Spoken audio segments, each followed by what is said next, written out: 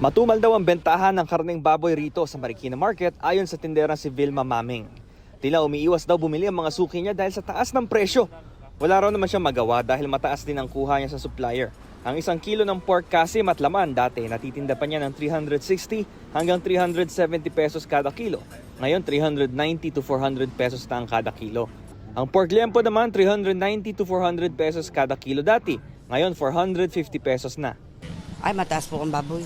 Masyado mahal. Nabawasan ang kita namin. Hindi kami makapagtaas ng masyado eh. Matumal. Batid din ito ng Department of Agriculture kaya babawiin daw muna nila ang pagpapatupad ng maximum suggested retail price sa karneng baboy.